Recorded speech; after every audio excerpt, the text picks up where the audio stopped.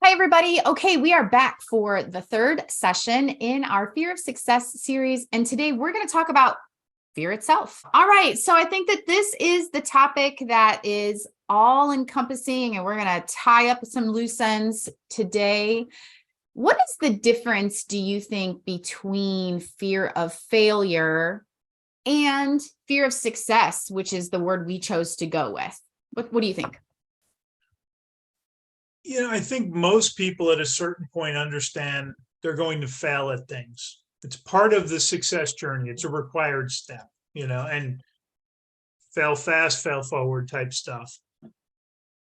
But I think when it comes to success, I think there's a little bit of fear of judgment. The change, I'm not sure if we talked about, I think we did on one of the other sessions where as I was changing and going into full-time coaching and mentoring, that I had some friendships I was concerned might not stand up the test of time. And one of them did die off. And when you're doing different things, we fear, what are people going to think? And you will catch me talking to others saying, I don't care what other people think. And that's true. But there are groups of people that I do care. Yeah. And those are the people that are important to me, that are in my inner circle. And when I was looking at doing this coaching journey, I was struggling with it. Am I crazy? This is something I felt called to for a long time. And I talked to 3 or 4 people that were very close to me. And to say, hey, I'm looking at doing this. What do you think? And the first 3 were like, oh, you'll do awesome. And I was like, and the fourth one, a former boss, Michelle Sorrells, she said, are you running to something or running from something? Mm. And I said, I'm running to something. She goes, I've seen how much you care. Go. And it was ironic. She had a dear friend that has become a dear friend of mine. Didn't know that they knew each other. And all of a sudden we found out that my friend, Dr. Charlie, was good friends with Michelle. Had no idea. Love that. Yeah, it was really kind of cool. And I think we just think, oh my God, because of change and what are other people going to think? And I think that's the biggest thing that drives into it. And, we talked one of the other sessions about the Marianne Williamson quote, we fear our light. And, I think we get into, the imposter syndrome stuff. Yeah. Well, you got like a couple big topics right off the rip, Dennis. Wow, way to dive deep. Can you all tell that this is one of Dennis's favorite jams? So let's start with that quote, because I think that as we've been building this series, and if you're not watching the series in any kind of order, it might help you if you watch it in order, but you can hang with us however you would like to show up. That quote, you made the comment, we all know it for those first few lines.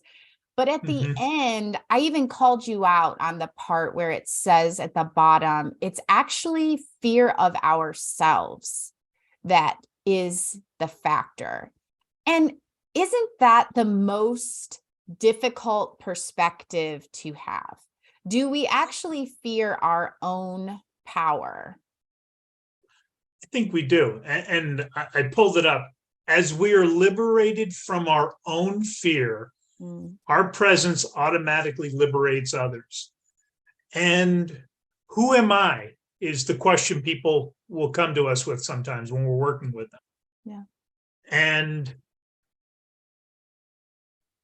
why not you? Who else? And I think society or our families of origin, or depending on where you're from, has often put a certain mindset or expectations have been kind of implanted in your operating system that, go to school, get a job, instead of why shouldn't you be self-employed and help others and do what you want to do? Yeah, And I think pointing this part out is interesting because we were talking before we got on camera today that success in this series like we're doing isn't just about a business venture that you could be considering. It could potentially be about, hey, my business is now in check. Now I need to fix my financial house or my personal relationship house or something else that you know is a little bit of a burr under your saddle and it needs addressing.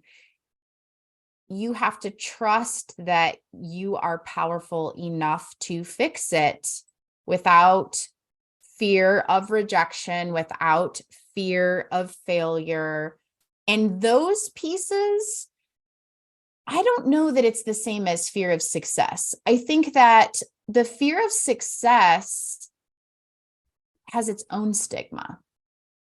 Success, I think, has another piece. We know what it's like to maybe fail in our relationships and maybe have not figured it out, or to fail financially and have to get back on our feet again. We'd even have a business fail and not be able, either get it back or not get it back, start over, all of the scenarios. Fear of success, though, I think I hear people say, well, we talked about this last time, I should be humble. I shouldn't say it out loud what I want because I'm trying to be humble. Or maybe I lucked into it last time, this success, I lucked into it last time and I don't want to chance fate. For some of my female clients, we hear things like, oh, well, she slept her way to the top, or she got there because of her good looks. There's a lot of head trash around being able to succeed. And be comfortable and grateful and enjoy it. So let's talk about I should be humble. You can be proud and not be egotistical. And again, it's all about, are you grounded? And do you have, for me, I've really been having a lot of conversation. Do you have a gratitude practice? Because I'm very much about being financially responsible. I got a Dave Ramsey background, and there's nothing wrong with having really nice stuff as long as the stuff doesn't own you. If you're making $2 million a year and you want to spend $2,500 on a set of golf clubs, or you want to buy a toy, do it. For me, I'm a experience and travel guy. That's where I have a budget. When I was doing the Dave Ramsey stuff, the moment I was debt free, I had a budget line item for travel. And I would have people go, must be nice to be able to go to Australia. And I said, it is. I said, and they have flash sales just like Southwest. I bought a ticket for less than $900 round trip to Australia. Okay. And it was from LA. I had to fly at Southwest. I waited for their sale. But everyone, and again, it's that judgment, that trying to shame you. And I won't tolerate it. And yeah, you lucked into it the first time after working your tail off for 10 years. Every overnight success has been at it for 10 years until suddenly they're discovered or things hit it big. Let's not kid ourselves. And has a woman slept her way to the top? I'm sure in the past there's been a couple who have. That's the outliers, because talent and hard work is why they've gotten where they are. And the people who say she slept her way to the top are jealous, small-minded people trying to drag other people down instead of being happy for them for their success. Yeah, I think all of these pieces are still rooted in some kind of fear. Like someone, to your point, someone might find me out. Am I really an imposter? Which I will just say, for those of you who don't work with me, I hate the word imposter syndrome. I think that it's overly used. And if you come to me and say, I think I have imposter syndrome, like you found it on WebMD. My next question for you is, do you think you're a fraud?